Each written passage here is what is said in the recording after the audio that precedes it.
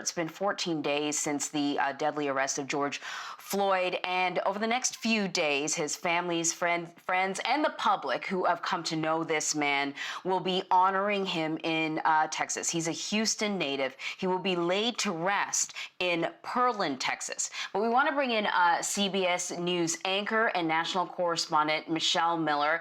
As I understand it, Michelle, George Floyd's hearse just passed behind you. Can you give us a sense of what's going on over the next couple of days in order to honor and acknowledge this man's life?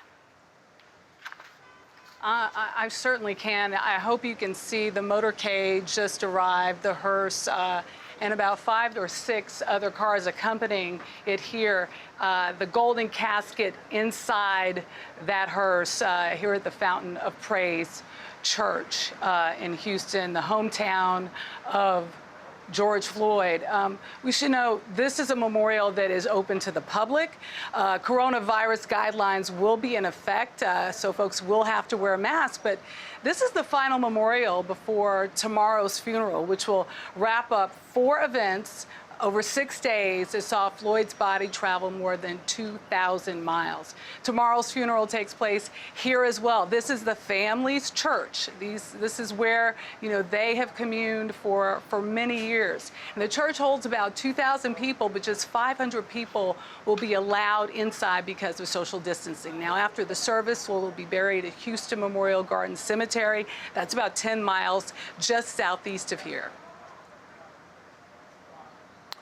Michelle, what are you hearing from the community? I know you just got there, but what's the vibe like? What's the, we've seen these protests happening across the country peacefully, people taking a knee for that 8 minutes, 46 seconds that Derek Chauvin had his knee on the neck of George Floyd. We saw that happening all across the country, but I'm also interested in places like Houston and smaller localities and to what you're hearing from the people there and how they feel about all of this. Yeah, you know what? I've spoken to many people here in this community, and whether you talk to business people or you talk to folks on the street, everyone seems to be in an exchange, in a conversation with folks who maybe weren't part of their normal conversation.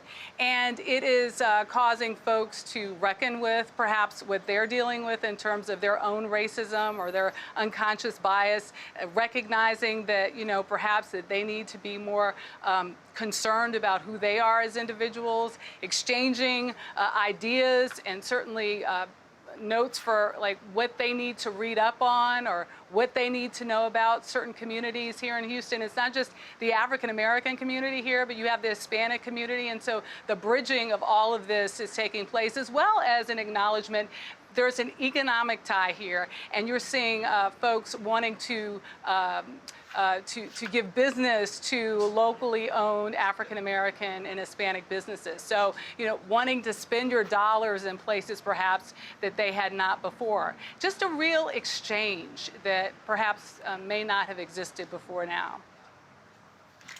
Before we let you go, Michelle, as I understand it, Joe Biden is going to be meeting with Floyd's family. Do we have any details about the nature of that meeting and what's expected to happen?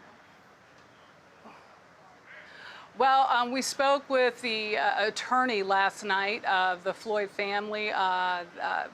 He essentially wouldn't go into any specifics with us. Certainly, Joe Biden called this meeting. He wanted an opportunity to meet with the family. There were rumblings that he was going to attend the funeral here tomorrow, but he decided that wasn't a good idea. A spokesman telling CBS News that he felt as though with the Secret Service attention, he did not want to disrupt the services. He instead will videotape a message for the family that is supposed to be played tomorrow at the funeral.